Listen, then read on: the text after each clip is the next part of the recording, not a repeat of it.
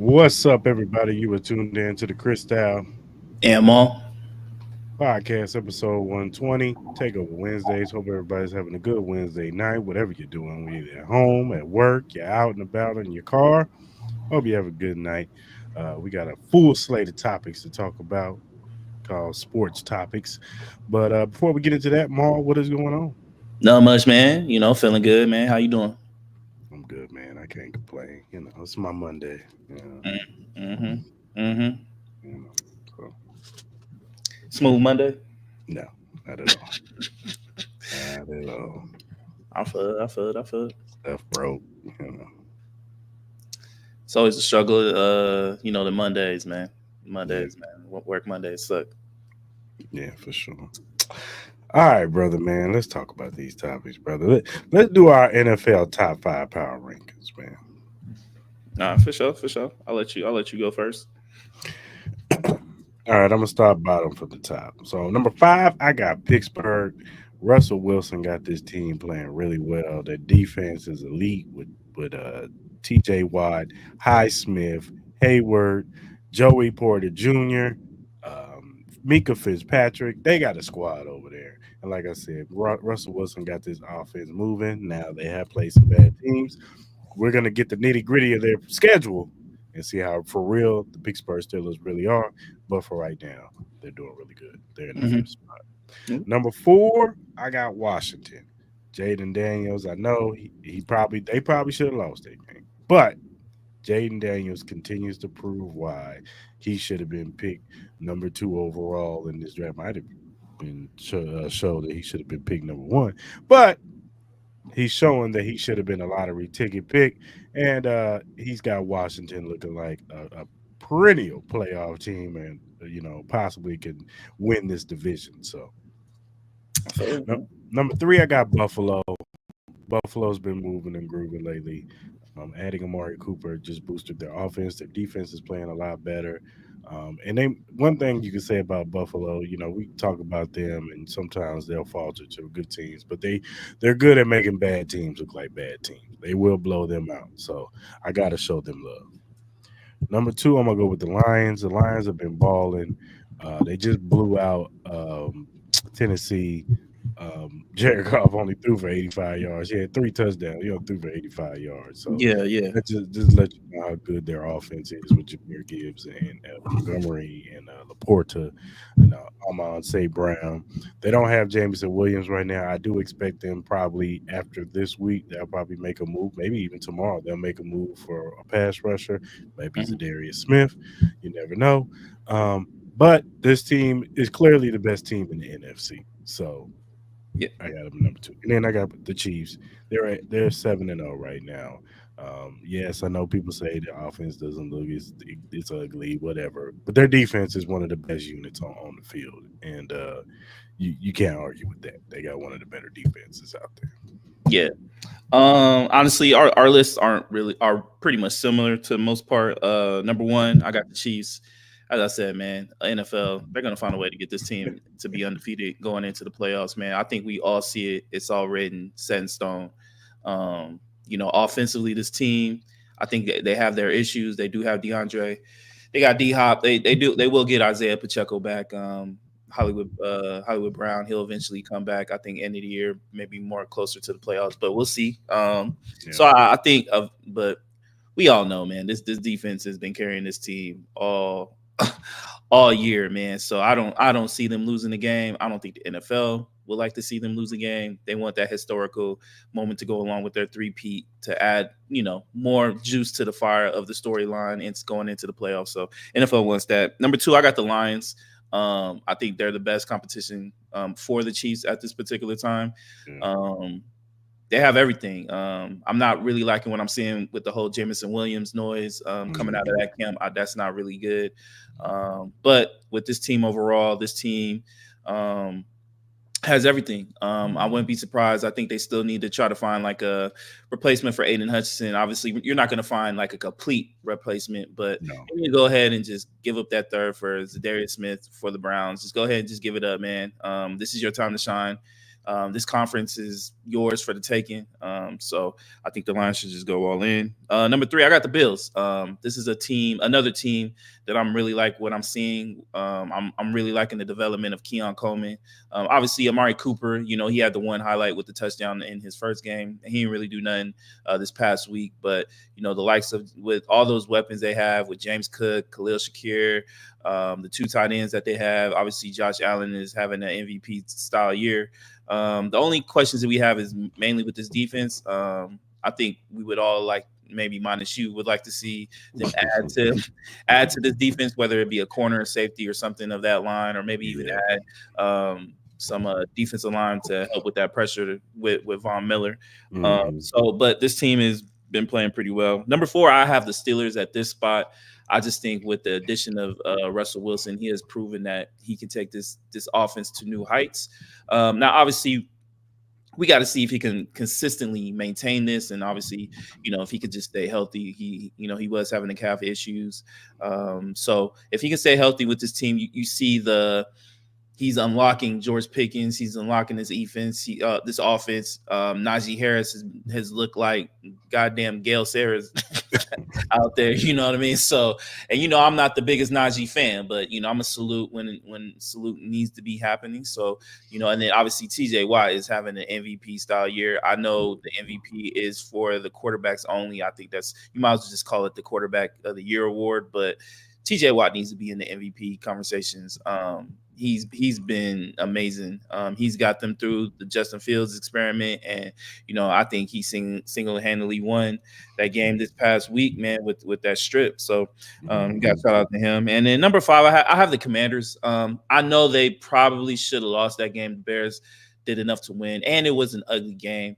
But I think with the likes of how good that Bears defense is, Jaden Daniels dealing with the rib injury and stuff like that, I think that did have some effect. It was a lucky catch. We're all not going to deny that, but I have the Commanders 5th. And honestly, I'll probably say this. They would probably be 6th for me because I probably would have the Texans 5th. But with all these injuries that they do have, some offensive line issues, they do have some issues on that defensive side. That is a little worrisome for me with this Texans squad. Obviously, we got the news yesterday, was it yesterday? Stephon Diggs tore his ACL, so he's out for the year. You got Nico Collins; he's out probably until week 12, week 11. So it's going to be John Michie III and Tank Dell, which they're nothing to sleep on. Those two are 2 very talented receivers, but it's going to be mixing heavy, and they're really going to see CJ Stroud. Like, we put you on this pedestal and this podium after a great year that you had. Last year, and obviously this year we kind of started off strong, but it's been kind of like and there are some things that are underlining to that, but we're really going to see, are you really on that level of a Josh Allen, a Patrick Mahomes, a Lamar Jackson? Because now this is going to truly test you with all these injuries. So I'm very curious to see how he responds to that, and I think he can. I think he has all the God-gifted talent to be able to do it. But yeah, that's my top 5 for this week. Yeah, and I'm with you. I got Houston the same reasons I got Houston on the outside looking in. Like you said, CJ Stroud, can you elevate talent around you? John Mechie III, if you can make him, because John Mechie, for all accounts, he was highly talented coming out of Alabama. He just got hurt. And then, of course, unfortunately, he ended up getting cancer. He had to go through that system. Green Bay, we don't know Jordan Love. He's hurt. Yeah. Even though Malik Willis has looked better with LaFleur, I'm not going to put Green Bay up in there with Malik Willis. No, and then Philadelphia, you got to throw a little bit of love at Philadelphia. They have been looking a lot better since they've gotten their weapons back. The defense is starting to look a little bit better on their defensive line. So we got to see. Yeah, we'll see on that. I'm not gonna crown them just yet. Yeah, that's what I'm saying. We got to see. We'll see. All right, man. Let's get to the college football, man. Let's talk about some games that I pointed out that I want us to pick. Where's it at?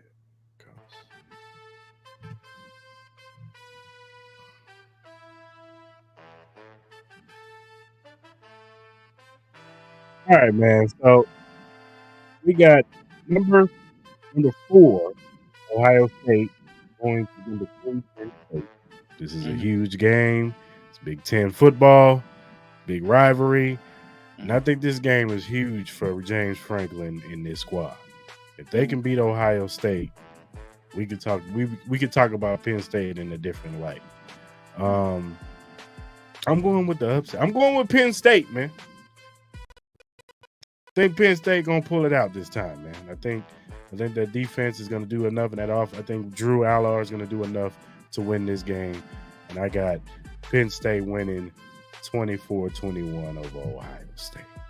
Okay, he is for sure playing. I know he got hurt. Drew Allar, he's hurt.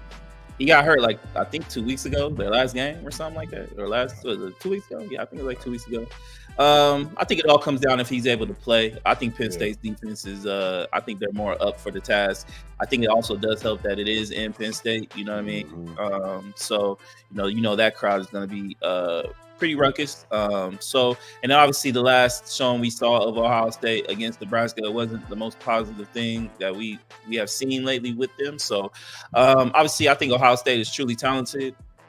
I'm gonna go with Penn State. I'm not gonna stake my whole claim on that. I'm not gonna put no money on that. I'm just gonna go with the home field advantage. I'm gonna go with Penn State. I think it'll be kind of a low scoring game. I'm gonna go 21-17. I'm gonna go with Penn State. I think their defense. I think they get a defensive score that helps them win the game. They said he was on. He said he was at practice, so we'll see. Okay, that's good. We got number 18 Pitt, 7-0 Pitt going against 20 ranked SMU. They're 7-1. The kid, the quarterback for the Pittsburgh, Eli Holstein, he's been having a really good year. And then was his name Kevin Jennings of SMU. He didn't have a really good game last week, but for the most part, he's been having a good year. This is kind of difficult, but I'm gonna go with SMU because they're at home. I like SMU at home, and I just think that SEC, the talent barrier is gonna be a little bit different. So I'm gonna go with SMU. Yeah, I'm gonna agree with you. I'm gonna go with SMU. I like this squad. I think they've been performing pretty well offensively. They've been performing pretty well. And then it's gonna be kind of hard for me to trust Pitt to go on the road. So I'm gonna roll with SMU. You got 6-2 Duke, Manny Diaz, ex-head coach of Miami. He's traveling to the U to face Heisman Trophy hopeful Cam Ward and number one, top 5 prospect in the NFL draft, Cam Ward. They're 8-0. They're number 5, right, on the rankings, right? They're 4 or 5. Yeah, 4 or 5th, one of the two. I can't go against Cam Ward. You know how I feel about Cam Ward. I just think they're going to be at home. I think that crowd is going to be hyped, especially with the old ball coach coming into town. I'm going to go with the U. I'm going to go with Miami. I'm going to go 35-24. I'm rolling with Cam and Miami. I don't even think this game is going to be close. I think this team is just gaining confidence by the week. They're not going to really see any tough competition probably to the ACC championship game when most likely they'll probably play Clemson. So I'm going to go Miami. I think they'll win pretty comfortably. I think they can score like 40 points. I'm going to go like 41-21. And you got number 19 Ole Miss going to Arkansas, 5-3 Arkansas. Now they played spoiler earlier in this year to Tennessee, and they can possibly do the same thing here. I know that Arkansas crowd is going to be hyped, but I'm gonna go with Ole Miss. I just think that the more talented team. I think Daxton Hart is going to have a good game, even though they haven't played good in big spots. I do think they'll overcome this one, and they'll beat Arkansas. I got them winning 28-21. Yeah, Ole Miss needs to win this game if they want to still have any kind of relevance in going into the playoff, if they want to even have a chance. So, I'm going to roll with Ole Miss. I think they have a good game. I'm going to go, let's go 34-27. You got the 5-3 Minnesota Gophers going to ranked 24 Illinois. They're 6-2. Now, the quarterback for Minnesota has been playing really well. Max Brosner, he's just coming off of 320 yards, 4 touchdowns over the Terps. We already know what Illinois represents. They're a really good team. I think they're coming off a loss, though. Yeah. Um, Crazy enough, Minnesota is the favorite in this game. Their favorite line is 3 in this game. So Vegas is telling you to bet on Minnesota. Yeah. So, and I think I'm gonna roll with Minnesota in this game. I think the quarterback Brosner is gonna do some things in this game. Put Minnesota out there for the people to see, maybe for next year. Mhm. And I got Minnesota winning 24-21. I'm gonna agree with you on this one too. I'm gonna go with Minnesota as well. I just think they're gonna be the more physical team out there. We all know they're well known for their running backs and their O line. So I'm gonna roll with them, and I'm gonna go 21-18. Then you got number 1 Oregon traveling to Michigan. Michigan hasn't been really good this year. We've already harped on that this year. In Oregon, I just think they're too much of a well-oiled machine, even though they're going on the road to Michigan, and Michigan will be hyped up. Their crowd will be hyped up. But I'm going with Oregon. I just think Dylan Gabriel is having a really good year. I think this team is finding their stride. And I got Oregon winning by 2 scores. I'm going to go 35-21. Yeah.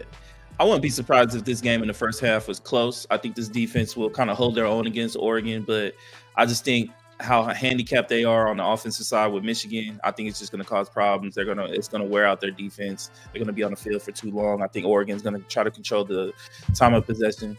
So I'm gonna go with Oregon. I think they'll win. I agree with you. I think it will be double digits by the end of this game. I could see. I'm gonna go 35-24. And then you got Louisville traveling to a number 11 Clemson. Clemson has been playing really good ball. Their quarterback is a Heisman hopeful himself.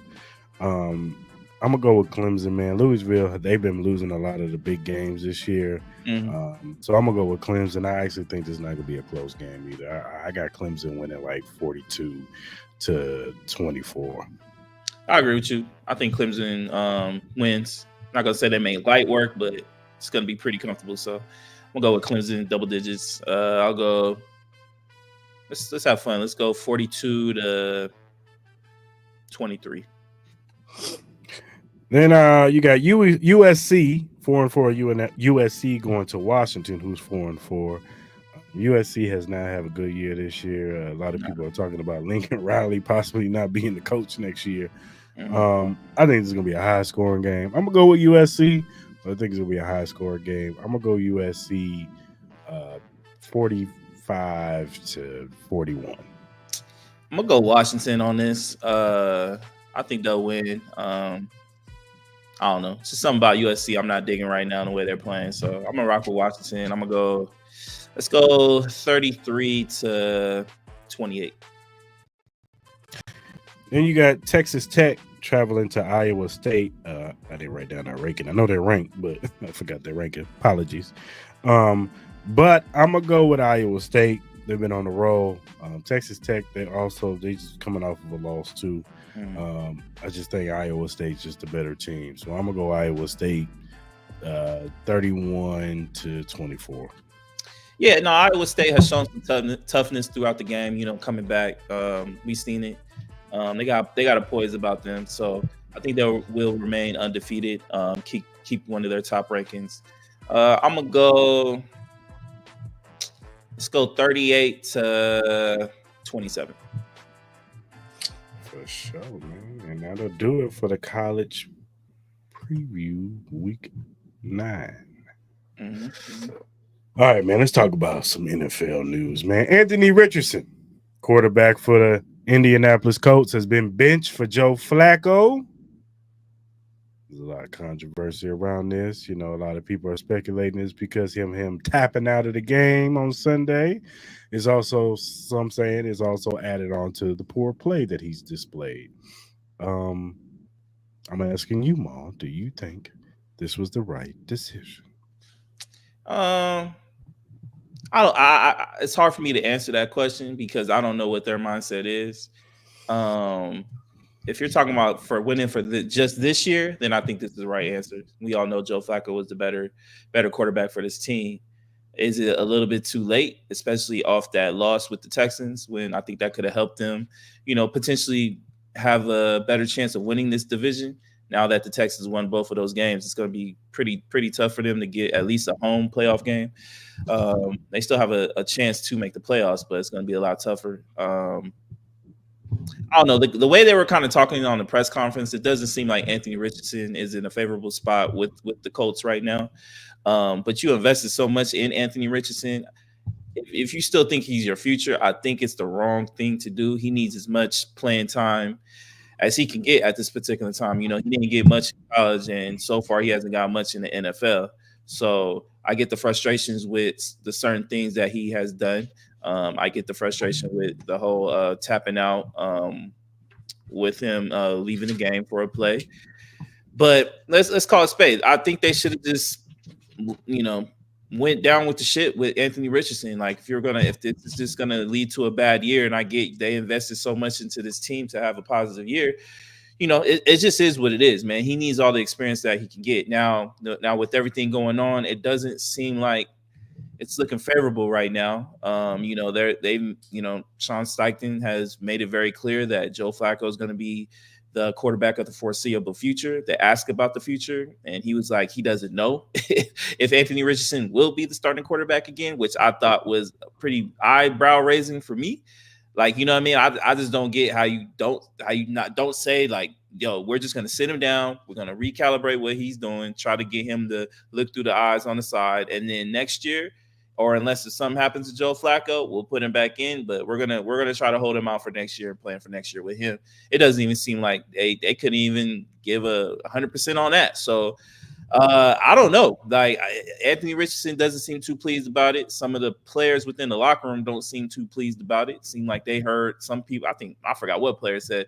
I think they heard on the media like we did. So it's a lot of weird things going on in Indianapolis, and it doesn't surprise me because you got the owner of Jim Irsay, and we all know his history. So I'm going to be quite interested to see what they do, whether if they decide to move on from Anthony Richardson, and if they do decide to move on from Anthony Richardson, what teams would possibly be interested in a player like him. I think don't smile at me. Don't look at me. Don't look at me. I saw that shit about the Raiders. Look, man. I'm all team Shador Sanders, bro. I'm team. Oh, shit. I seen Anthony Richardson play for Florida. I seen him play for the Indianapolis Colts. And yes, is he a raw talent? He is. But I'm good on potential raw talents. We did that with Jamarcus Russell. We did that with Terrell Pryor. I'm good, bro. I'm ultimately scarred from any project players. I don't want to deal with any project players. So that's a big no for me. So what are your thoughts about the whole situation, especially with Sean Steichen and his comments earlier today? It's not good. They obviously are not pleased with what they see from Anthony Richardson. Maybe there's some behind the scene things. Maybe he's not working hard enough. Maybe he's not putting in the work. Maybe they're disappointed at that. I ain't trying to speculate, but it's got to be more to it behind the scenes too. Like, we don't see everything, the ingoings and the outer goings in that building, and we don't see what they feel as far as his work ethic. You know what I'm saying? So I don't know. As far as the benching goes, I get for this year, for the short term, I get it. Flacco was playing better ball than him when he was in. The offense moved a lot better when he was in there. They were winning games when he was in there. But for the big picture of it, like you said, they put so much investment in Anthony Richardson. It's just like the first sign of trouble or whatever, it was like you guys just was like, yeah, we out, we done, yeah. We gonna sit you down. Yeah. You know what I'm saying? And it's like, look, you should have known from the jump that this was pretty much his rookie year. Like, he only played one game, 2 games last year, so this is essentially a rookie year for him. He's getting reps. He doesn't have the same reps as a Bryce Young or CJ Stroud or any of those guys, Jordan Love, none of them. He doesn't have those type of reps. So, like you said, got to go down with the ship. Yeah. You know what I'm saying? Like, You should have known y'all weren't going nowhere anyway. Y'all ain't winning no Super Bowl this year. Yeah. Like so. I look. I honestly don't know, and sometimes you don't know. He could have gotten better by as the season went along. If he took his lumps, you know what I'm saying, he might mid-season, or I know it's mid-season right now, but by week 10 or 11, we don't know what type of Anthony Richardson we would have got. He might be seeing the field better. He might get Yeah. that connection with the Pittman and Downs and Pierce and all those boys, AD Mitchell. You Mhm. never know. I'm just saying, it's just like they just were a few games, and I think they kind of. And goes back to where you said on Monday that the whole tap out situation was kind of overblown. Mhm. I think they kind of was influenced by the media too, by them talking about him tapping out. And I Mhm. think they saw that. I think Ursay saw that. I think this is an Ursay thing. I don't Yeah. think this is a Shane Steichen thing. I think Ursay was like, you got to sit him down. Yeah. What the hell? This kid's got us looking bad out here. Mhm. You know what I'm Mhm. saying? So, and I just think they just overreact and jump to the gun and sat the boy down. So, okay, let's say, okay, for the sake of argument, let's say Flacco does get them to the playoffs. Mhm. So, what you do then? You're Do you pretty much turn? you're Do, do, screwed. do you You're turn pretty much back to Anthony Richardson next year? Because now you didn't shot this kid's confidence. Now his confidence is shot because he feels like you don't believe in him. I wouldn't even be surprised if his team asked for a trade. Yeah, I wouldn't even say they shot his confidence. I think they shot the trust within the Yeah. organization. Just I said, just by certain comments that some of these players made, and even Anthony Richardson, like he even stated that he doesn't even know the true reason why he's sitting out. They never gave him a true reasoning, like whether it's poor play, whether it's because of the whole tapping out situation. Like I just think it was handled so poorly. Like if you really wanted to make this transition, you should have just did it when he was hurt. Like you saw Joe Mhm. Flacco performing pretty well. You could have just made the condition like, look, we want to make sure you're 100% healthy. We'll Could have put drag him on it. IR. We could have put him on IR. You could have dragged it as long as you could. You could have lied to the media. The same thing people were asking Anthony Richardson to do, and this would have never been an issue. You know what I mean? It would have been kept in house. Now you have a situation where you have a head coach who looks like he's not committed to his future. You have an organization that doesn't look like they're committed to the future of a quarterback they just drafted 2 years ago. So I think that's pretty insane for you to quit on a guy knowing when you drafted him, he was going to be a project that he needed all the reps that he can get. He went through an injury, and I get it. The injury situation with Anthony Richardson isn't the most positive situation because now he's kind of looking like an injury prone style quarterback. But at the end of the day, like that's just something you're just gonna have to take on the chin.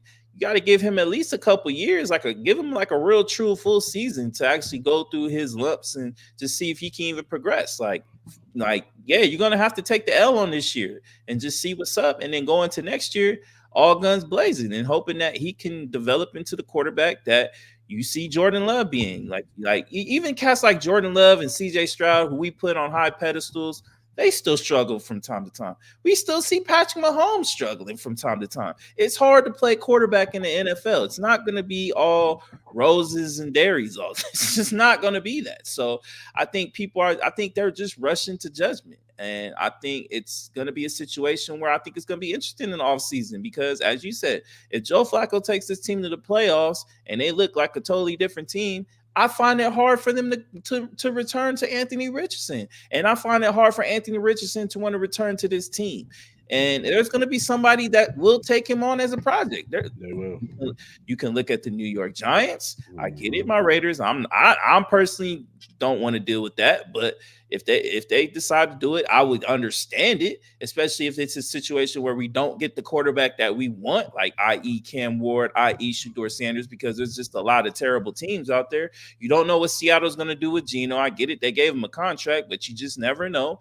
You got the situation with the San Francisco 49ers. You don't know what's up with Brock Purdy. You got the whole situation. I get it. Sam Darnold's been playing amazing, but they get JJ McCarthy. So, you got to figure that out. You got the New York Jets. You don't know if Aaron Rodgers is going to be back there. It's just so many different situations. You got the New Orleans Saints. It's just so many situations where, if you're the Indianapolis Colts, why not consider trading him this trade deadline? Why not? If you don't have the faith in it, you might as well try to see if you can get a first round pick or a second round pick for Anthony Richardson, because I think somebody will probably give that to you in a situation like this. Get him in for the season, get him in your program, and then put him in the fire next year in the off season, and get ready for that. You know what I mean? So I think it's just adds to more questions than answers for this team, and it's not really a good thing. Yeah, I agree with you. I don't get it. Which is a good segue, man. Does the NFL have a developmental problem with the quarterback position?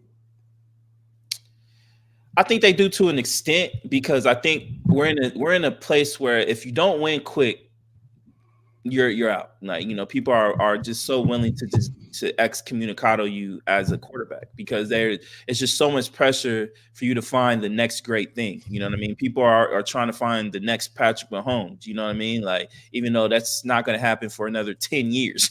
You know what I mean? The reality is just those guys like that don't just fall off the trees, as the old saying goes. You know what I mean? Like, I get it. There will be a stash of great quarterbacks in the league. You got the Josh Allens, you got Lamar Jackson, you got Patrick Mahomes, you got young quarterbacks like Justin Herbert. We still got, obviously, Trevor Lawrence was supposed to be part of that, but he's having a down year. You got Jared Goff. It's just a different slew of quarterbacks that's just going to be on different levels, and it just goes by year basis.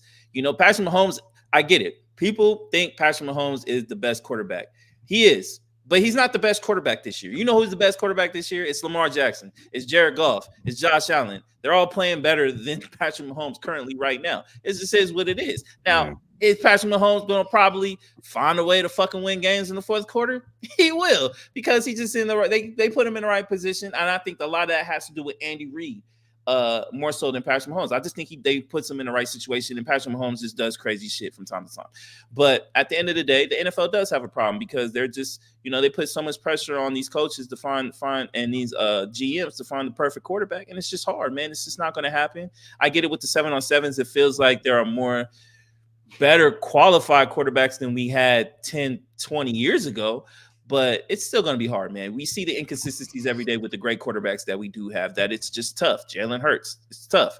We saw Lamar Jackson had a bad game last week. It's just tough. Like, you're just going to have bad games. So they do. I just think it's more of an impatient problem than more of a development problem, but I think it goes hand in hand to me.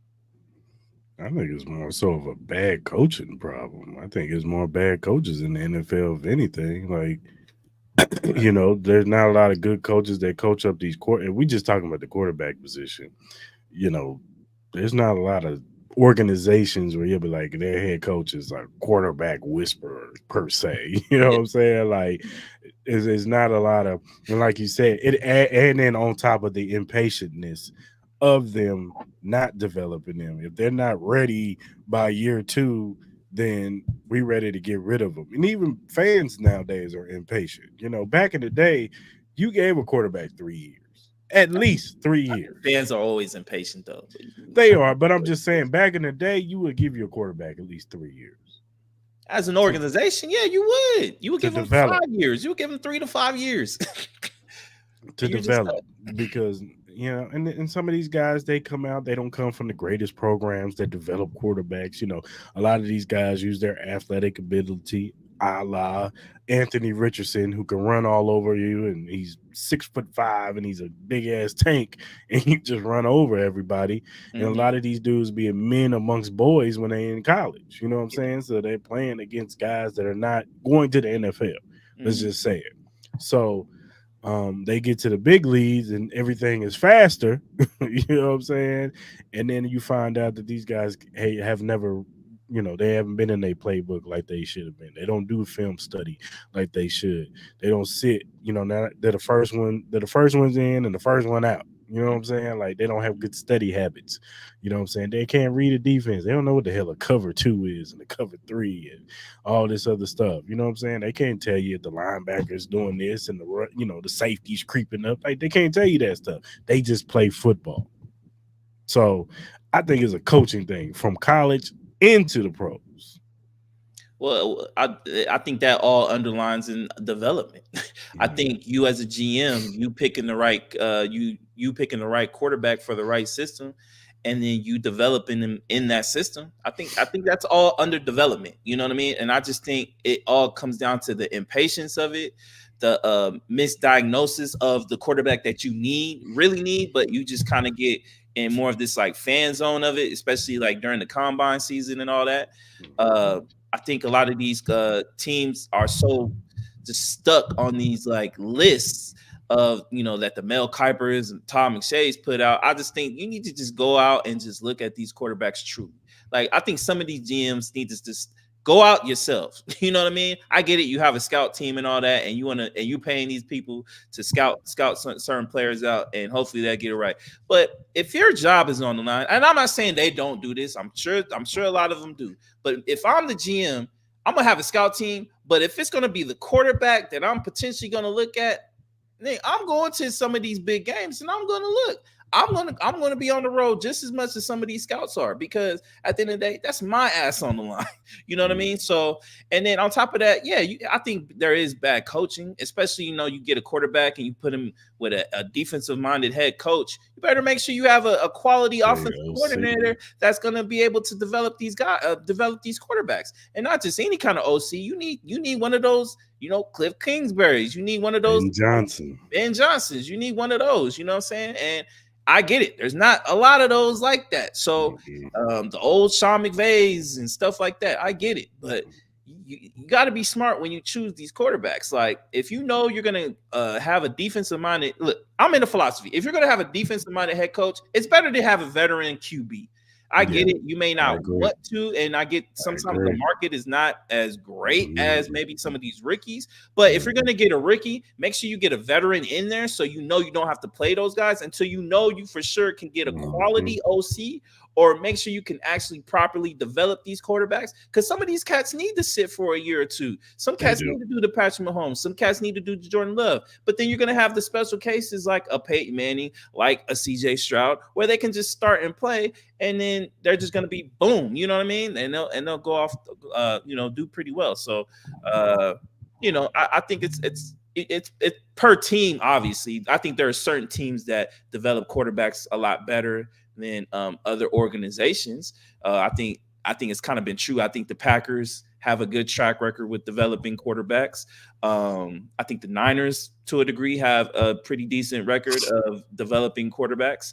The Eagles, to a degree, you know what I mean? We've seen they've been able to hit some and not.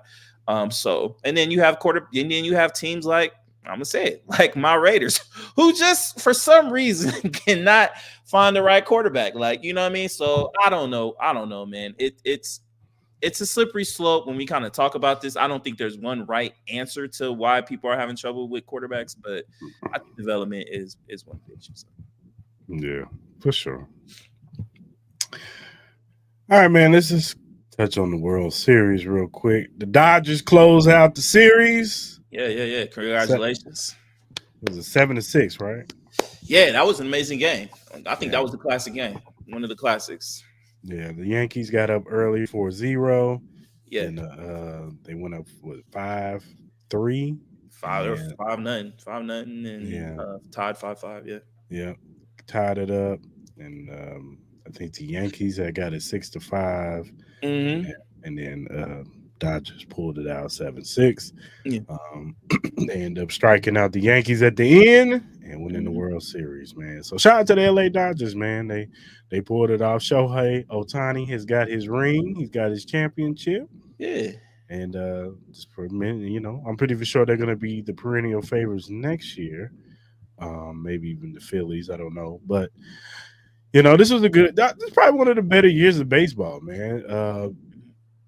I can admit, man, usually baseball is kind of like, man, for me. But, this year was probably, maybe, of course I was paying attention to my Royals too. But outside of that, it was still a good year for baseball, man. And baseball needs to build on this, man. They need to figure out other ways to get casuals, because I saw casual people who don't watch baseball this year. So they need to continue to evolve the game, man. So casual fans and make it a more fun watch. The pitching clock really did make it better this year. You know what I'm saying? So Mhm. it don't take so long. Made the game go faster this year.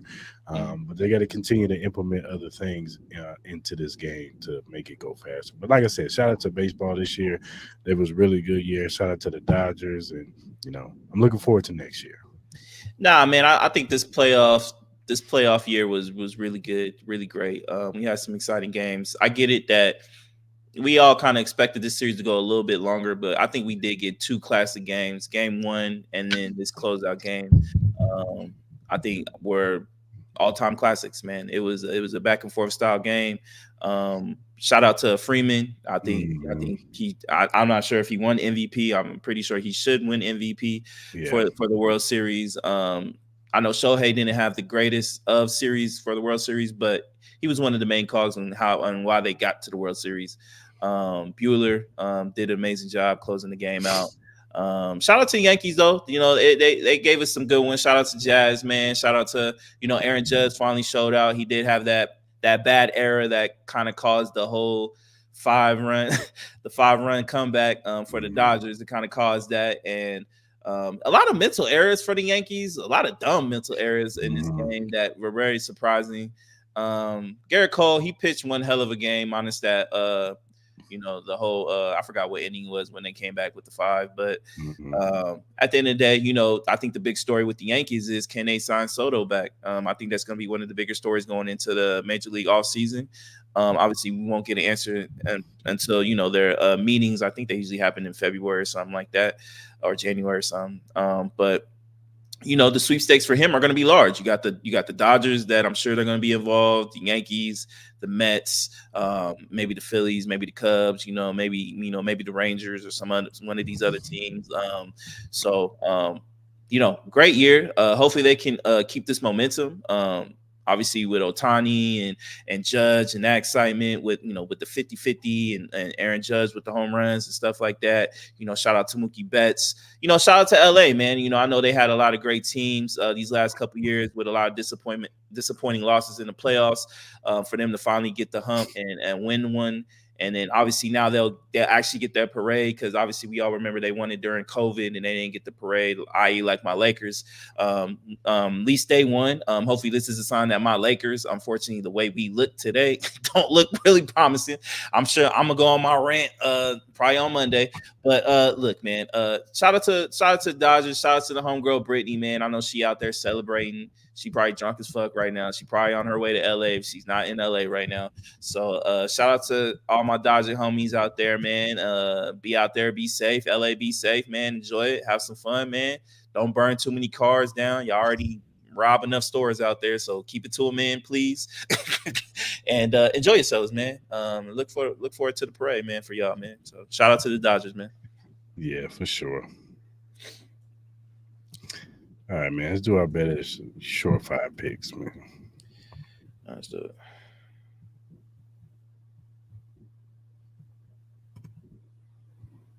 Oh, that's not it. Good.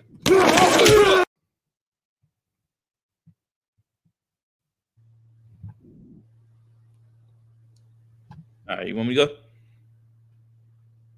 All right. So I'll take the Texans and Jets. I'll take the under 42. I think with all the injuries and obviously the way the Jets are playing, I don't think it's gonna be a lot of scoring in that game. So I'm gonna take the under in that. Let's see what else we got. Let's see what else we got. For the NBA, I will do what the hell? Why aren't this shit popping up? Uh, my bad, people. My bad, people. Just tripping.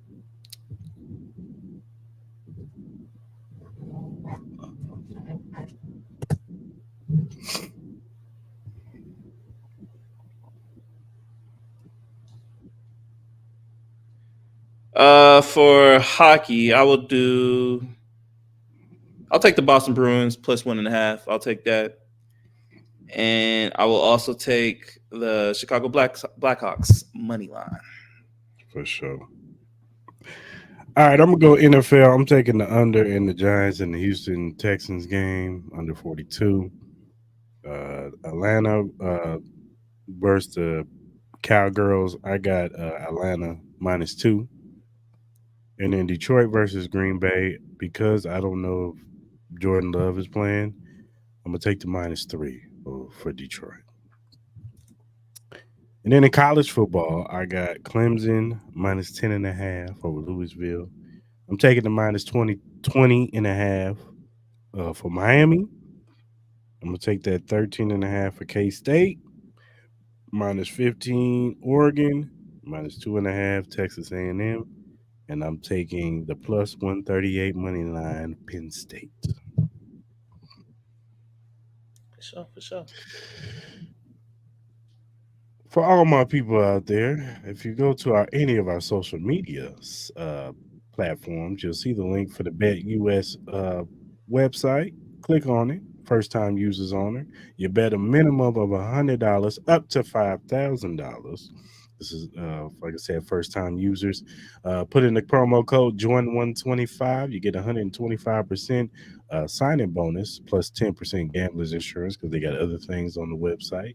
Um, what does that mean, Chris? You get uh, when you put in a deposit of $100, your first three deposits of $100. If you bet and you lose, you keep your $100. You don't even lose it. So you can't beat that. You know what I'm saying? So go to Bet US, go ahead and sign up and win you some money. And tell you Chris Alamo sent you. Yeah, do that. If you win some money, give us a percentage. I'm just joking.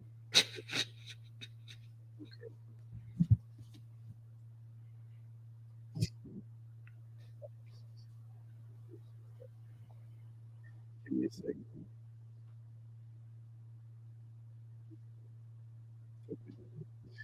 All right, man. It's just it was a trade. Yeah. Mm-hmm. Jay Johnson got traded Yeah. to the Baltimore Ravens. Yep. So I ask you, does this make the Ravens the number one team in the AFC? Yeah, it does. You know what I mean? I'm gonna say it. I think it does really help them. Obviously, certain people on this show, they think they still need a cornerback, and I wouldn't mind if they got a cornerback. But I think with Wiggins, I think he's gonna get better. He's one of their rookie cornerbacks. He's a nice cornerback. I think he'll get better. You still got Kyle Hamilton. You still got Roquan Smith. Obviously, their D line isn't like what it used to be. They don't get the pressure like they used to. So it would be nice to see them get maybe one more defensive piece, which they could. Trade deadline is until Tuesday. It's a possibility. I just think with the addition of that, I think offensively it makes them into a juggernaut. You got the Derrick Henry, you got Lamar Jackson, you got Mark Andrews, Isaiah Likely, you got Zay Flowers for deep. You still got Rashad Bateman. Now you got a big Deontay Johnson that will help out with goal line and possession play. And he also can make big catches as well. Um, Look, man, I get it. The Chiefs seem unbeatable. And I even said it. They're probably most likely going to be undefeated going into the playoffs. But when it comes to playoff time, I'm going to be a true believer in my guy, Lamar Jackson. I think Lamar Jackson's going to do it. And I think with the addition of Deontay Johnson, I think this defense will slowly get their act together and play better defense, especially when he gets colder. I think they're going to do it, man. And I get it. The Chiefs are going to get Isaiah Pacheco back. Yeah. The guy that runs with is like his hair is on fire. He will come back. Okay, Hollywood Brown's going to come back. He will drop many balls. He will. It's just a God-given thing. But at the end of the day, I'm going to go with the Ravens. I think they are going to be the better team when it finally is all said and done. So I'm going to go with yes. Lamar has no excuses. No, Lamar doesn't have no excuses. I don't even think people gave Lamar excuses. I think at the end of the day, people have given Lamar the proper blame that he's been given. You know what I mean? I don't understand. I never understood this whole thing about Lamar getting excuses. The reality is he didn't have receivers back in the day. That was the reality, but he still was the best quarterback. I don't know what's up with Chiefs fans trying to make this whole fake ass narrative of Lamar getting excuses. I think that's crazy, dog. Let's stop with that. I get it. Y'all on the high horse, but let's chill. Go ahead, Chris. I know what you're gonna say. Does it make their offense good? Yes, it does. You Makes it never great. can. It makes it great. Don't say good. Oh, It makes it great. okay, It just does make relax, it great. relax, All relax. right. All right. Quit Relax. hating. Makes Go them ahead. good. Makes them a little bit better. A Relax, little bit better. a little bit better. Okay, my guy. Okay, you got it. But Hmm. you still can't be giving up 28 points in the fourth quarter. Can't That's do true. that. That's true. Mhm. Deontay Johnson can have 3 touchdowns. Hey, man, that's beautiful. But you can't give the opposition the same type of touchdowns, player. And Patrick Mahomes continued to throw 2 interceptions every goddamn game, and y'all expect to win. Obviously, look at the defense, baby. We winning. You know that's not going to continuously happen, right? Yes, it You is. know that, right? Yes, it is. See, this is why Chiefs fans annoy the fuck out of me, And dog. Spags we trust. It's Anyway, all right. Go ahead. I can't wait to dance on y'all grave. you're not. That shit gonna look like a Mardi Gras party for me, Well, for sure. man, don't put the stuff on order yet. That ain't crazy. The Ravens went away from who they were in the biggest game of the season last year. Yeah, that's play calling. I don't think that's making Lamar Jackson giving him excuses. Like everybody even clearly said it. Lamar Jackson didn't play well at all, and they've been said it. Lamar Jackson, he's great in the season, but he's terrible in the postseason. So I don't know Like where I that said, narrative came from. does it make them better on offense? Yes, but they still need to make some improvements on defense. They're not the defense that they were last year. That's what made Ravens great last But year. can they be better? Their Can they defense. naturally get better? Can There's they a naturally possibility. get better? There's a possibility that Dave Wiggins can get better. There's a possibility if they get TJ Tampa, whenever he comes back off of injury, that they booster up that cornerback. There's a possibility that they do go make a move and go get somebody or get a defensive lineman. Maybe they getting Zadarius Smith. I don't. Key Mitchell's coming back too. He's a really good running back. He's very good. He brings a speed element. Yeah. So we'll see. But until they stop giving up points in the fourth quarter, I ain't buying it. All right. Well, Mahomes throws that third interception that loses y'all the game. I don't hear y'all crying about that shit. He don't throw stuff. He don't throw stuff to make us lose. Not in the playoffs. All right, bro. I said I can't wait to dance on y'all grave, bro. I'm gonna beat that ass about that. That ass. All right, man. Let's go to your more lighter, your favorite segment of this podcast. Random news. Let's do it.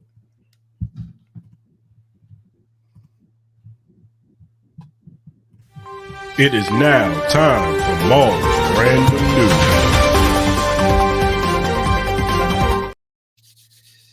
Yes, welcome back to Random News. As everybody knows, this is sponsored by nobody. Hopefully, eventually, this gets sponsored by anybody. Hey, yo, Just Mark, man. Hey, I appreciate you, brother. You know what I mean? I love all my Chiefs fans too. That's my cousin, man. That's my hey, fan. shout out to your cousin, man. You know, it's all love on my end. I'm still gonna dance on your grave though.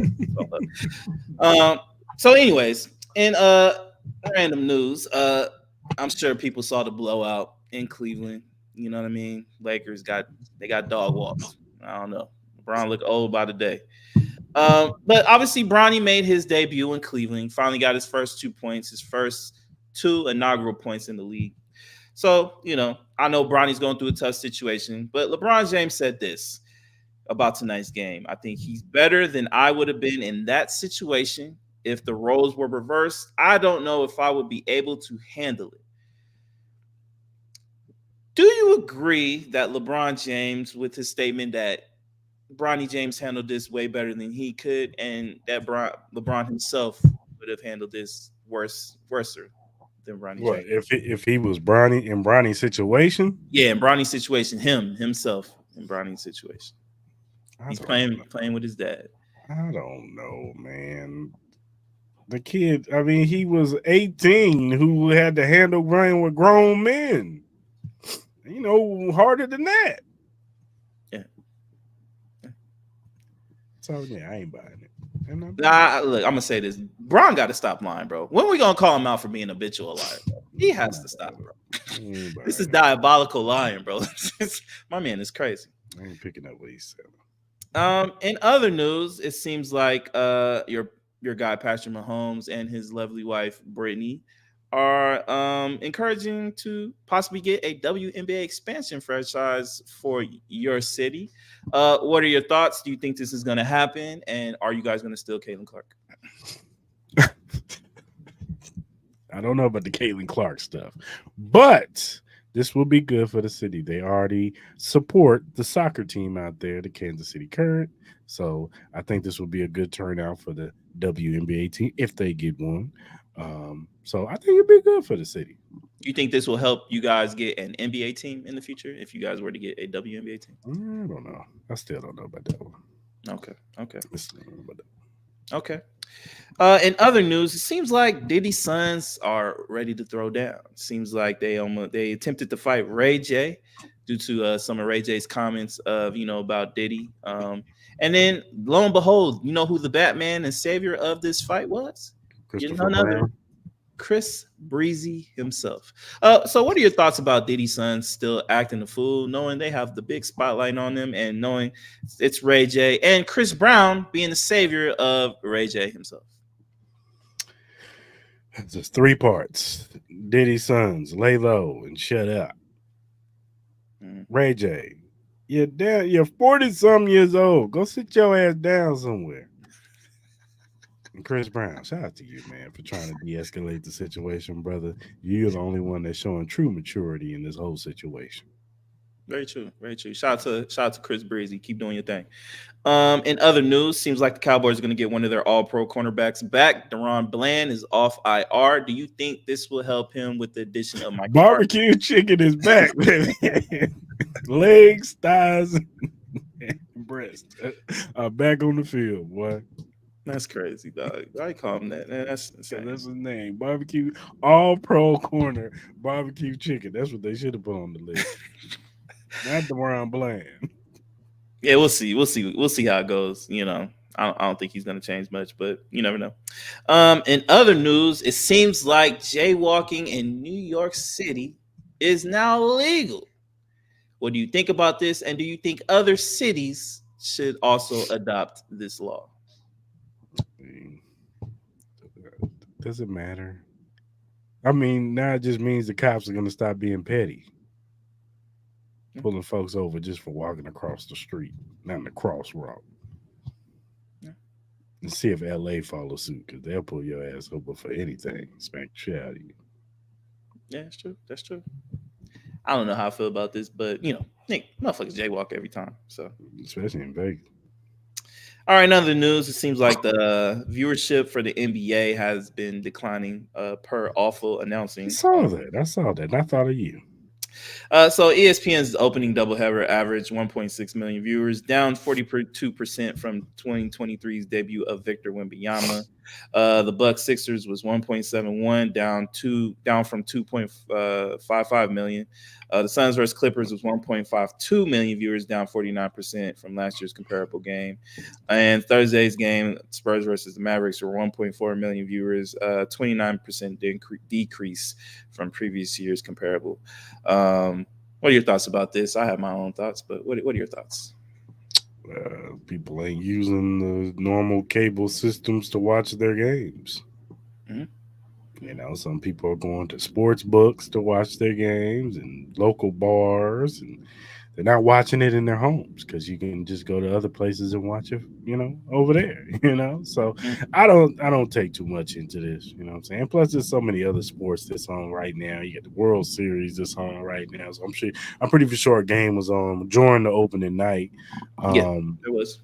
So yeah, and then the other games, if you got a Thursday game, you got a Thursday night football game. Of course, people are watching Thursday night football simultaneously with the NBA game. You know what I'm saying? So I'm not going to take too much into it. I'll say this, man. Look, like the NBA start time of its season is not in the most ideal situation. As you kind of said, you got the MLB playoffs, you have NHL hockey that started and revved up, you have NFL, you have college basketball, college football. It's just in a bad area. Like there's just so many, you only can watch so many things at one time. Not Right. everybody has 4 TVs where they can watch 4 different things. I.e., like if you have you, I'm not sure how it works for like YouTube TV where they have their multi-stream and you can watch multiple things. I don't know how that works. I don't know how it works on their metrics. I'd be very curious about that. But I think the NBA is fine. Obviously, they do have other avenues to watch their sports. I think, obviously, they have a lot of apps. I don't know how they average that into their metrics. I think the popularity of the NBA is growing. I think you could just tell on the likes of Twitter and some of the other social media platforms that they do have. A lot of these players do garner a lot of attention. I think they'll be fine as the season goes. They'll be fine. I've stated it before. I think the NBA basketball and NHL hockey are probably the two most eye pleasing sports to watch on national TV, on television. Period. More so than football to me personally. I think football, I've stated this before. I know Chris has rolled his eyes, but I think football is becoming more and more boring as the years go by. And I think there's more and more people who are agreeing to this. If it wasn't for gambling, I think football would have a lot of issues that would need to be talked about. I think gambling really helps that sport. That's me. And I think I would be proven right in the longevity of things because of how people put football on a high pedestal and they don't look at all the issues that they do have. I think going to a football game is not as appeasing as a lot of people may think, and even watching it on TV. So I think that's why people are becoming more fans of the red zone because it's quick, fast paced. You get the action that you really want. You don't have to watch the play-by-play instance. But I think the NBA will be fine. So. Right on. Next up, seems like Marvel Studios has announced their TV slate. They have What If Season 3, December 22nd. You have Your Friendly Neighborhood Spider-Man starting January 25th. You have The Daredevil Born Again starting March 4th. Ironheart, June 24th. Eyes of Wakanda, August 6th. Marvel Zombies, October 25th. And Wonder Man, December 25th. In 2025. What are your thoughts about this slate? What are you most excited for? Daredevil Reborn, and that's it. That's it? No Marvel Zombies, no Ironheart, no Your Friendly Neighborhood Spider-Man. You're not a fan of that? You don't like Spider-Man? I love Spider-Man, but not for you, huh? Yeah. Did you like the X-Men? Was it X-Men 97 or what it was called? I didn't get to watch it yet. I heard it was good. I heard good things, but I'm a DC man. I'm watching Penguin right now, man. Yeah, I know. I need to get caught up on that. You do, brother, because why you say it so aggressively, my guy? Trust me. Because man, I want to talk about so much with you. All right, man. I'm gonna try to do my best. I ain't doing nothing this weekend. I'm not spending a dime this weekend. I told my girl that, so I'll probably watch that. In other news, seems like Caesar Entertainment is selling the Link Promenade. What are your thoughts about that? What do you think the future of the Link will be? What they're selling the Ferris wheel? They're selling all of the Link, the entire Link. Maybe is it not making no money? Well, they're in debt. Caesars is in a little bit of a debt, so it's kind of giving them a little breathing air for their debt issues, which I find it crazy because a lot of these casinos you know what this means. What do you think that means? MGM Mirage, come on down. Oh my God. They about to buy the Lake. What? Ruin those people's lives. Shit, I don't know how it is in Caesarland, but we'll see. No bonuses over there. Listen here. I don't condone what anything Chris says, so I didn't say that. Next up in rumor mill news, I don't know how you feel about this, but Zoe Kravitz and Channing Tatum have called it quits. What are your thoughts, man? Shout out to Zoe. She's free. She's single. So, are you gonna shoot your shot? No, I have a girlfriend. Hey man, see man, this is what I say: black men don't cheat. See, Chris is the example of that, and I just proved him. I proved all. Look, I don't want to hear nothing from any of you women that say black men cheat. Chris is my prime example that we will never do that. In other news, Presumed Innocence season 2 will not follow Jake Gyllenhaal as Rusty Savage. Season 2 will adapt an upcoming book that follows a lawyer who has been handed her first murder case. The case is far beyond her depth, and the prosecutor is her husband. Are you going to have any interest in that? And did you watch the first season? No, I didn't get to watch the first one, so. But second one sounds interesting. Okay. A couple more. Streaming industry expert Devin Nash has warned an adpocalypse is coming to Twitch if changes aren't made with the controversial content. What are your thoughts about that? What do you mean ads? Like they're gonna show ads during? Yeah, it's just gonna be like an over slew of ads, based off, Twitch is losing money. I kind of talked about how Amazon potentially could sell it and stuff like that. So, do you think that would be an issue for any future? No, this is gonna be on par with all the other streaming services. Okay. Or what they'll do is they'll give you a premium package to where no ads. Yeah, which that's annoying in itself. In other news, Rudy Gay has announced his retirement. What are your thoughts on his career? And What? Isn't he was still playing? yeah, Rudy Gay was still playing. Yeah, I think he How tore his does- Achilles like last year or something. How old is he? Like 50? He's 38 years old. That's it. But stop, 50? Come on, man. You're just being disrespectful, bro. Rudy Gay been in the league. He's 38 years old, bro. He's not 50, bro. Put some How long respect. Rudy Gay been in? When did he come in the NBA, man? Oh man, I said about time Rudy retired. Yo, man, y'all gotta stop disrespecting Rudy, dog. That's crazy, man. What did Rudy do to y'all? Man, Man was born in 1986. So? What year was you born? 87? 87. He older than you. I would still be in the league right now if I was. Shit, I'll be Vince Carter's that motherfucker. Shout out to Rudy Gay though. Man, shout out to Rudy, man. Congratulations on your retirement, brother. Hopefully. You know what I'm saying? You had a spark when you started, but now let me stop. Oh my God. All right. Other news. Marlon Wayans has announced after 20 years they will return to the Scary Movie franchise. What's your thoughts about this? And do you think it will remain consistent as the old Scary movies were?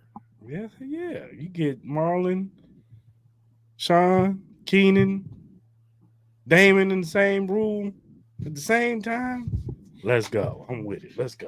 Yeah, hopefully they keep it to that extreme comedy. I miss that. I love it. So hopefully they can keep I mean, I thought Marlon did real good with the the Haunted House movies. And he was doing that by himself. So you add the rest of them in there. Yeah, man, I'm all for it. For sure. A couple more. Chase has begun filing lawsuits against the people that withdrew hundreds of thousands of dollars using so-called infinite money glitch that went viral on social media. What are your thoughts on this? Do you know anybody who did do this? Did you do it? And damn, hold on, brother.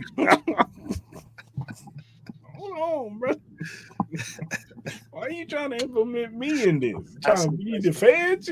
Not at all. You got a wire on or something? Not at all, sir. No. Not the FBI on this pod right now? No, I didn't do that. And for all you guys that did, you better get a good lawyer. Really good one, for real. In other news, American airline companies are now required to automatically refund passengers for canceled flights and delays of more than 3 hours for domestic flights and 6 hours for international flights. Does this make you happy? Does this make you feel a little bit more comfortable flying on some of these airlines who have been having a lot of problems with delays and cancellations? That'll be a beautiful thing. They need to do some. They need to do something. Ruining people's lives. That's what y'all doing. Yeah. True. I agree with that. Shout out to them. Finally, they did it. It's about time. Two more. What are your thoughts on the Dwayne Wade statue? Terrible. Take it all back. You saw his son was looking at him. He wanted to roast him right there.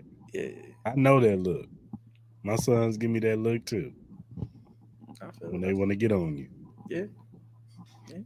I hear you. Yeah, that statue's terrible. Hopefully they do something with that. He look like he like 90 years old in this picture. He look like fucking like a black Gandalf or something. It was terrible. Shit's crazy. Bad. And last one. This is from Vital Vegas. Seems like there's been discussions about the new NBA arena. It looks like they're having discussions where it's going to be over at the Rio, and they're talking about maybe finding a way to connect the Caesars and Bellagio to make it easier to get access to the new NBA arena. What are your thoughts about the location, the connection with Caesars and Bellagio, and do you think this is a good idea? So wait, the arena is going to be where? So there are rumors that the arena will probably go where the Rio is, and that they're trying to find a way, probably a monorail system or something like that, that will probably connect the Caesars and Bellagio to the arena and whatever other properties and buildings, hotels or whatever that will be a part of that. What do you think about that? Do you think it'll be good for that area? Do you think it's a good area for that, for the NBA arena? Okay, it's messing up my way to work, man. It's gonna be traffic all through there, man. How's it messing your way up to work? Because I take that way past Rio, You drive past the Rio? the back way. I go down Polaris to Twain to Frank Sinatra. And then find another way. No, man. You Find messing me another up. way. Oh my You god. messing me up, man. Oh my god. Look, man, I think this is a good No, good it's area. it's a good It's a thing. good area. It's a good thing. I think it'll be good for that area. I think it'll be good for the upkeep of that area. I think it will help the Palms a lot. Obviously, the Rio is doing its remodeling, so could be good for that. Could be connected to that. And then obviously, if they can find a way to have some connection with Caesars and Bellagio to make it easier to get to and from the arena, I think it would be a great thing. Obviously, they were in talks of maybe having it be at T-Mobile, but it seems like through rumors that the NBA doesn't want to be it to be a part of an arena that is predominantly for the NHL hockey team.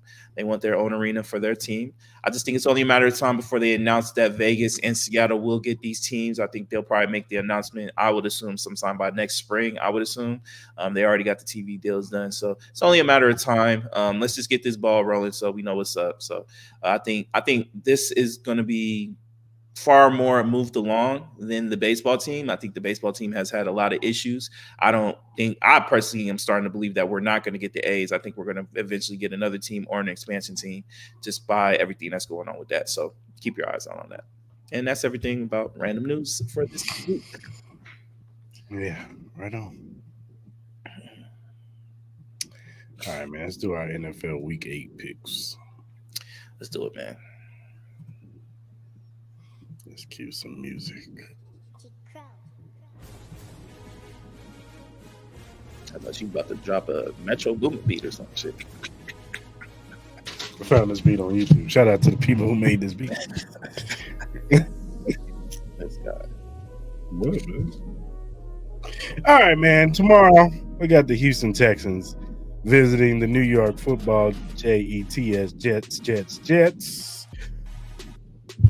Surprisingly, I know they're doing bad right now, but with the injuries to Houston, I'm going to roll with the New York Jets. It's going to be a close game, but I got the Jets winning 24-21. I think the Jets are going to find a way to lose this fucking game. I just know it. I just know it in my heart. That second round pick is getting further and further away from my dreams because Devontae Adams ain't been doing shit. So I'm going to go with the Houston Texans. I think they'll find a way. I think their defense will find some kind of score out of them. I think Dale and Joe Mixon will have decent games. I'm going to go 21-17. All right, man. We got the Dallas Cowboys traveling down to Atlanta. Hot Atlanta. Dallas looks like a terrible team right now. Jerry Jones has ruined this team. Atlanta looks like they're finding their stride right now. I'm going to go with the Atlanta Falcons in a big win. I got them winning 35-21. I'm going to surprise you. I'm going to go with the Dallas Cowboys. I just think games like this, the Atlanta Falcons will find a way to lose these games. I don't know why. It's just I don't know. It's just kind of like in their blood. Not getting Kirk Cousins has been playing pretty well. Bijan Robinson has been responding pretty well. Even Kyle Pitts had a decent game last week. So, but I don't know. Something about me just has the Cowboys winning. I'm probably going to be wrong, but I'm going to go Cowboys, and then I think Dak and CD are going to have a good game. Let's go 27-23. in an AFC East uh, battle, we got the Miami Dolphins traveling to the Buffalo Bills. Yeah. Until Miami shows it to me, I'm going Buffalo all the way. They haven't beat Buffalo since Tua's got there. So I'm going Buffalo 36-27. I think with the addition of Tua, I think it has helped this offense. Got to see how the weather's going to be. It is getting a little colder out there, so obviously we haven't seen a lot of issues with Miami and cold weather. I'm gonna go with the Buffalo Bills. I think they are a very talented team. I think Josh Allen has been doing MVP like things. James Cook has been running the ball really, really well. I like Ray Davis too. So I'm gonna go with the Bills, and I'm gonna go. I think this is gonna be a high scoring game. I could see this being like a 35-32. You got the Las Vegas Raiders traveling down to Cincinnati with the skyline chilly. Mm-hmm. Both of these teams kind of bad losses, and Cincinnati's not looking too good. I don't know if T. Higgins is going to play this week. I'm going to take the Cincinnati Bengals, but I'm going to be real with you. I wouldn't be surprised if your team wins this week. We have no chance in hell. Raiders aren't winning. We better not win. We better take this L on the chin, like a G. And look, man, Cincinnati's going to win this game. We don't have nobody that can stop Jamar Chase. And I think Chase Brown's going to have a good game too. So I'm going to go Bengals. Let's go 31-15. The Los Angeles Chargers are traveling to the Cleveland Browns. I'm going famous Jameis for the win, and I'm going for the win because Jim Harbaugh, for you to compare Ladd McConkey to Steve Smith Sr., you should start smoking that sheetrock, bro. Look, man, he could have a point. He could look like Steve Smith. I don't know. I don't watch him in practice all the time, but look, I'm gonna go with the Cleveland Browns. I think Jameis is gonna win back-to-back games, give them their first win streak. I think they're gonna win. I think the Browns defense is still really good. I think Nick Chubb could have a pretty decent game as well. So I'm gonna go with the Browns. I'm gonna go. Let's go 28-27. You got the New England Patriots traveling to the Tennessee Titans. Both of these teams are terrible. I had a hard time picking this game, but I'm gonna pick the lesser of the evils. I'm going New England Patriots for the win. I think they have the better defense on the field, and I think it's gonna be a low scoring game. I'm going 17-6. Yeah, I agree with you. I'm gonna go with Patriots. I think the Patriots defense will get a score off this team, and they'll win the game. And I'm gonna go. Let's go 19-10. You got the Washington Commanders visiting the New York Football Giants. The Giants and Daniel Jones is continuing to look terrible. Washington is coming off an emotional win. I'm still picking Washington because as long as Daniel Jones is the quarterback for this team, I am not picking them. So I'm going Washington Commanders. I got them winning 28-17. Yeah, I'll say this: I don't think Tracy Jr. is playing. If he would be playing, I think this team could keep it close with him and Malik Neighbors. I like that 1-2 punch right there. Even with Daniel Jones's play, I think they have given teams a tough run. Their defense line has been improved. They've been actually showing some life. That defense has been showing life. But I think it'll be another week where Jaden Daniels gets a little bit healthier. They're gonna be explosive on offense. I think they'll win. I can see them scoring 30+ points. So I'm gonna go. Let's go 33-17.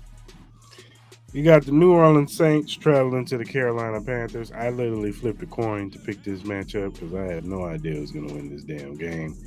I'm going to go with New Orleans. I think Alvin Kamara has a big game. Marshawn Lattimore pick 6. Yeah, Derek Carr is coming back, and you know what I'm going to say? This is going to be Bryce Young's first win in a very – shit, is this ever? This could be for a long time.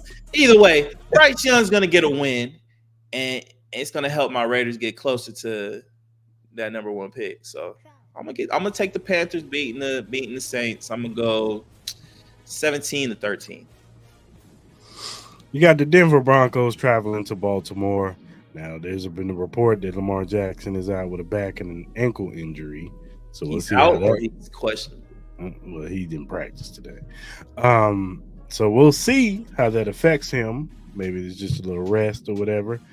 I'm still gonna go with Baltimore. I just think they're the better team, so I'm gonna go Baltimore. I'm gonna go Baltimore 31-24. Yeah. Lamar Jackson's playing. There's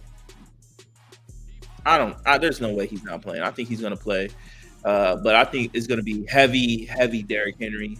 And I think they'll win. I'm gonna go let's go 27-18.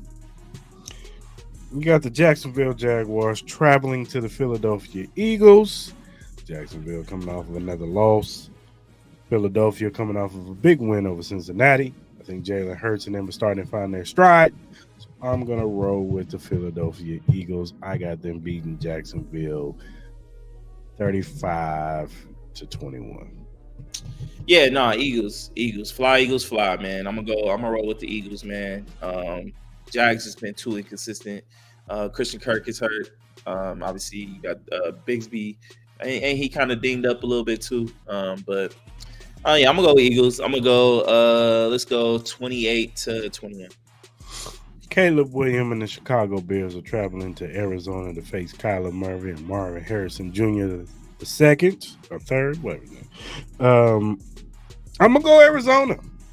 I think Kyler Murray's gonna pull it out again, man. I think it's gonna be a high scoring game. I got this score 38-31. Yeah, I'm gonna go with my man Kyler too. I know Call of Duty came out. I know it came out. I know a lot of people gonna think like he ain't really been in that book. You know, he been on Black Ops 6 a little bit. But I think he's been on the playbook, and I know the Chicago Bears are going to be highly motivated, especially off that loss. I think that defense will be playing better, but I think Kyle Murray's going to give them enough trouble to where they'll sneak out a win, win it by a field goal. I'm gonna go. Let's go 31-28.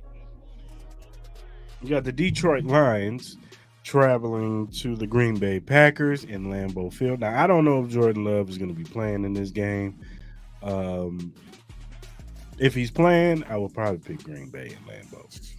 But I don't think he's going to be 100% even if he does play. So I'm going Detroit.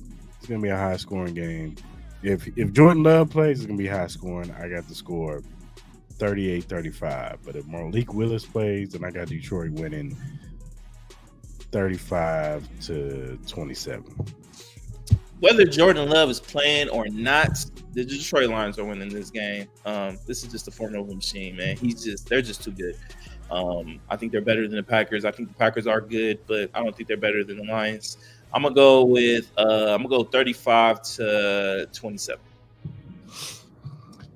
You got the Los Angeles Rams traveling to the Seattle Seahawks. The 12s are going to be in the building, but I think the emergence of Cooper Kupp and Puka Nacua coming back to this offense, I think the Rams are going to feel a resurgence. They're going to go on a little run. I got the Rams winning 35-28. Yeah, I'm going Rams, man. I think this team is finally getting healthy. That offense is scary. As long as if you have that threesome of Kyron Williams, Puka, and Kupp, they're gonna do some damage. Yeah, I'm gonna go with them. I'm gonna go 24-17. The Indianapolis Colts are traveling to Minnesota. Skull.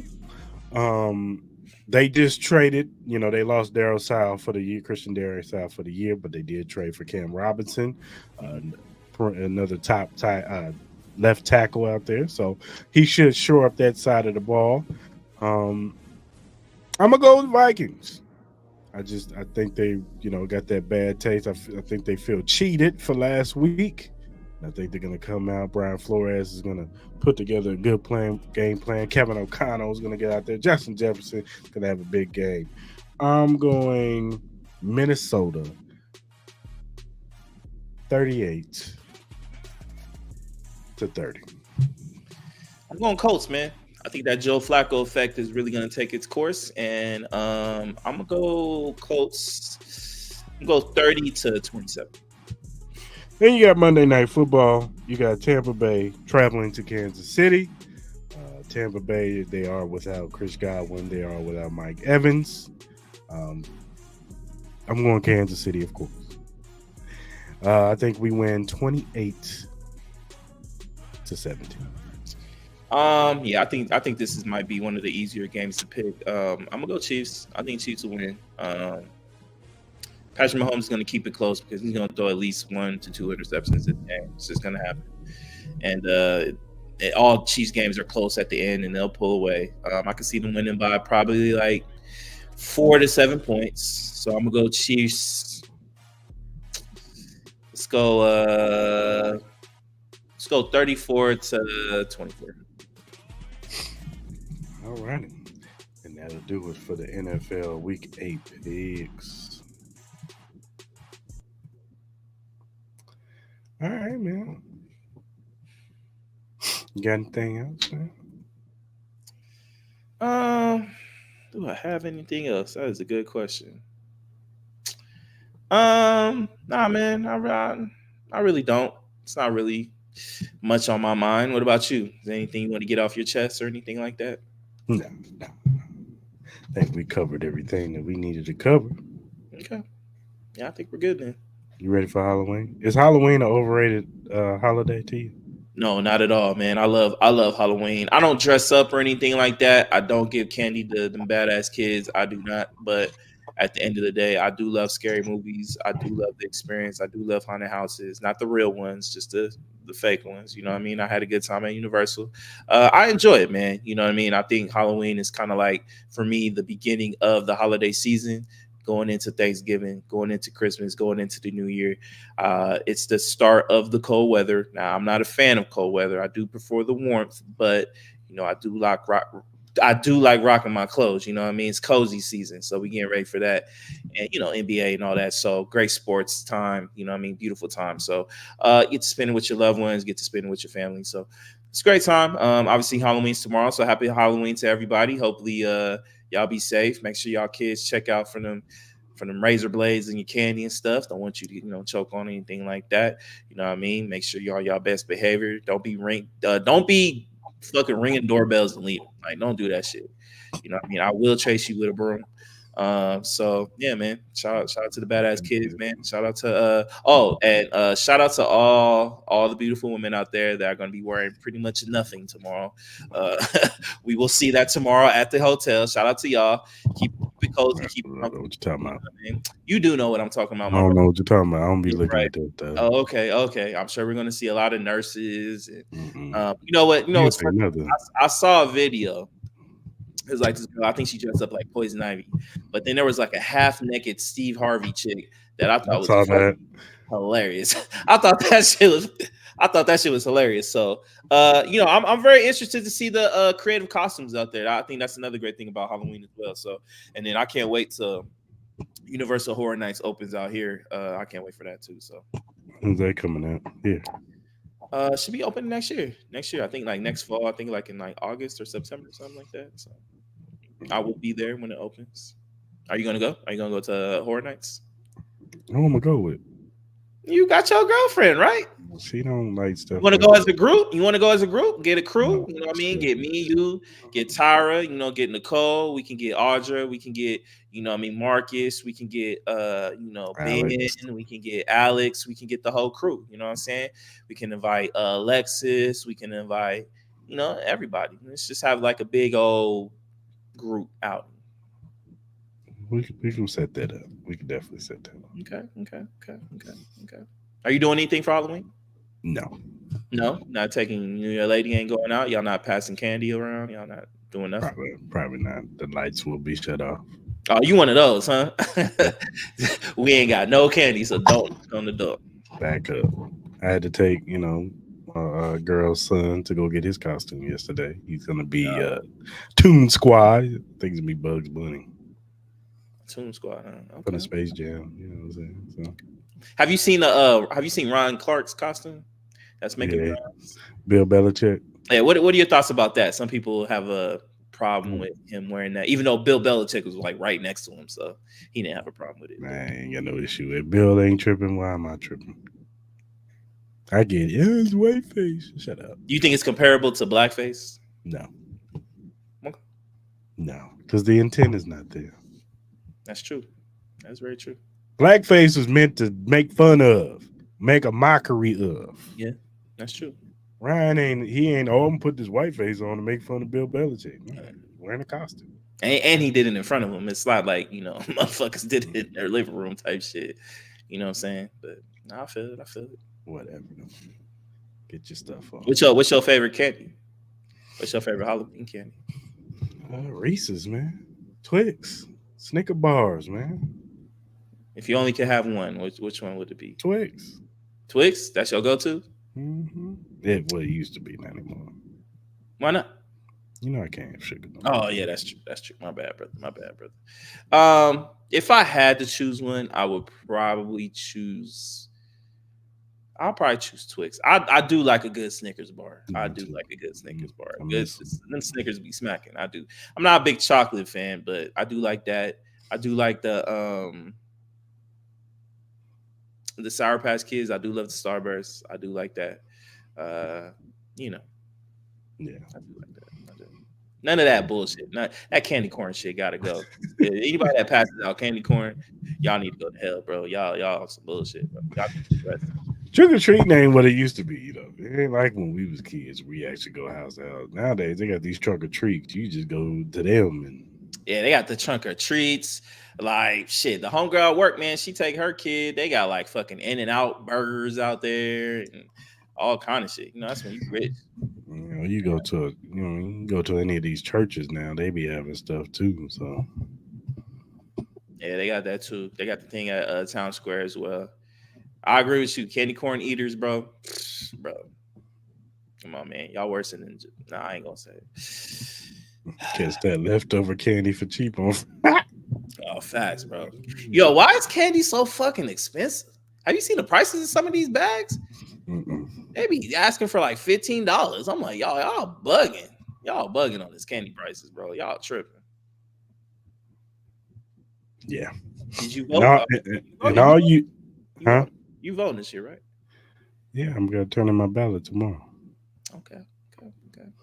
But all you people that handing out candy, don't be handing out all that healthy shit either. Nobody want no damn broccoli and shit like that. No damn. So if my man, you went to a candy and they hand you some sun chips, you gonna be hot? Yes, I'm gonna smash them right in front of you. That's insane, bro. That's crazy. No, I wouldn't do that. My mama kicked my ass back then. But still, don't be handing kids that is nasty ass shit. Nah. Yo, look, have fun with it. You know what I mean? You don't have to take it too serious. Have fun with it. Hey, yo, the kids, if you see just a jar full of candy, don't take the whole shit. Just take your 2 or 3 and keep it pushing, man. They ain't listening to you, man. I know they gonna listen to me because they all bad as shit. And I said it before, man. Make sure y'all go. Make sure y'all vote. Doesn't matter who you vote for. Just make sure you make the right choice for yourself and what you believe in. Mm-hmm. And make sure you go vote. Make sure you practice that. I think every vote counts. This is a very important election. I ain't gonna tell you who to vote for or nothing like that. That's your own personal choice. And at the end of the day, hopefully everybody out there has a safe experience with the voting. Nobody needs to do any dumb shit. We're already seeing people trying to blow up goddamn ballot boxes and shit. So everybody chill the fuck out. I know it's trying times, but everybody just go out there, vote, have fun with it, and whatever happens, God bless everybody, and hopefully it's the right decision for this country. I just want to let you know, I for one am not missing taking the kids trick or treating. I just want to let y'all know that. Why? Why don't you like doing it? There's a hassle and a damn half. Why? Doing all that damn walking. One of the kids don't want to walk. They want to get picked up. I gotta walk with them and my arms all damn. Kids, man. You supposed to do that. You dad. You papa. You pop Chris Paul. And that's fine. That was fine back then. But you know what? I don't miss it. How old your kids now? They grown, man. Hey, okay. So why are you even bringing this up? I'm just saying I don't miss it. I said. I mean, the moments are fine, but watching them in their costumes, taking pictures and stuff like that. But the walking part, no, man.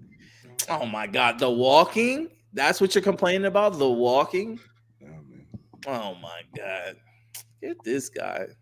Yeah, I said it. You know what you need. You And know I what you bet you need, bro. all the parents out there, they got to do all that walking feel the same damn way. See, when you walking, you know what you could have used. What? Go ahead and hit him with it. What? Oh my God. Come on, man. Magnet, dog. Magnet, man. Come I'm on. You sorry. all right. I'm trying to give my man a layup. I can't even do it. Oh my God. Come on, man. Hey, Magnet. I tried, bro. I tried, Magnet. I wasn't thinking that, man. Magnet. Hey, I tried Magnet. Shout out to Magnet, bro. Let me see if I can find this real quick. Because I was like, Introduce yourself to Magnet, the ultimate sports drink. Are you ready to take your performance to the next level? Do you want a sports drink that eliminates the muscle cramps and fatigue when working out or training? Meet Magnet, the sports drink designed for athletes who refuse to settle for mediocrity. I know you're asking why Magnet. It's power packed electrolytes and rehydrates and restores balance with their scientifically formulated blend with magnesium that fights fatigue and boosts endurance. It has natural ingredients made with real fruit extracts, no artificial colors or flavors, because your body deserves the best. It has delicious flavors like mixed fruit and watermelon that keep you revitalized and ready for action. It will boost your performance with essential vitamins and minerals. Magnet fuels your workouts, helping you crush your goals. Join the Magnet movement, whether you're training, competing, or simply staying active. Magnet is your go to refreshment for peak performance. You can order it now on our direct link at drinkmagnet.com. Also, you can use the promo code Cris and Mal to get $5 off your purchase. So, shout out to Get Magnet, man, and use that, man. And so you don't have to be like Chris and not see the Dwayne Wade alley oop I gave to him that he clearly missed the dunk on. look, man, I wasn't ready. I wasn't ready. All right, man. Also, Cris and Mal t-shirts, man. Go to any of our social media platforms, man. They got the link, print file. You Yep. see the Cris and Mal t-shirts, you know what I'm saying? Mm-hmm. Black and white, you know what I'm saying? $25 plus shipping, you know what I'm saying? So Mm-hmm. go ahead and get your shirt now, man, and support the pod, man. I want to see y'all walking around the city in this, man. Yeah, if you do, make sure you tag us. Yeah.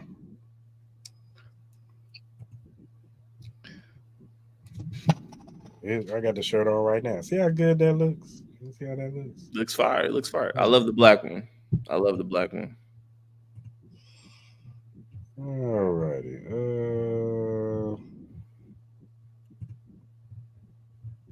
Also, if you want to donate to the Cris and Mal podcast, you can donate to our Cash App, Cris and Mal podcast. Um, we'll receive anything you want to give us, man. Just we appreciate everything that you desire in desired in your heart to give us. You know what I'm saying? $1, $2, whatever. Just we want to make this podcast grow, and with the money, you know what I'm saying, we can make it grow. So go ahead and donate. Yeah, we'll shout you out too, man. We'll much appreciate it. Much appreciate it. I'll take coupons. Crazy. Whatever streaming platform you use to listen to your podcast on, whether it be Spotify, Apple, Google, Amazon, iHeartRadio, whatever you use to listen to your podcast, the Cris and Mal podcast is available. Also, if your first time watch on YouTube, hit that subscribe button, hit that like button, hit that notification button. So when we go live on Mondays at 12 p.m. Pacific Standard Time and Wednesdays at 9 p.m. Pacific Standard Time, you can jump in the lives with us. You can talk about these topics just like Mark was today. You give us your opinions, man, because we want to hear from you, because we want you to be a part of this show just as much as we are. So go ahead and subscribe to the channel. Yep. whatever social media platform you use, whether it's X, Facebook, Instagram, TikTok, Threads, Twitch, whatever you use to do your social media on, the Cris and Mal podcast is available at Cris and Mal. Go ahead and follow us. We will follow you back because we're just some regular guys who like to talk sports and music and movies and all kinds of other various things that's going on in this world. So go ahead and tap in with us. If you have critique or feedback, or do you have a topic or a question that you want us to bring up on the shows, go ahead and hit us up via DM, email, or mentions. And if we like said question or topic, we will shout you out on the show. We will give you love because we want to show love to those that show love to us. So go ahead and hit us up, man. Mm-hmm. All right, good people. Like we said earlier, be safe out there tomorrow for Halloween. You know what I'm saying? If you're drinking, get an Uber or a Lyft. You know what I'm saying? Don't be drink driving. Uh, be safe out there, man. Sober. You know what I'm saying? Or if you're not, like I said, get a ride. Get somebody who is so. Get you a designated driver, man. If you don't want to spend that money on a Lyft or Uber or a taxi, get your designated driver, somebody who doesn't drink, but they like to party though. You know what I'm saying? So be safe out there. You know what I'm saying? Ladies, be safe out there, with your outfit you got on. There's some creeps out there, man. There's creeps out there, man. So chill out. And yeah, man. All the rest of y'all, be good. Have a good weekend. And we will be back Monday to talk about the whole weekend slate of sports and anything else that pops up. Yeah, man. So until then, we out. Peace.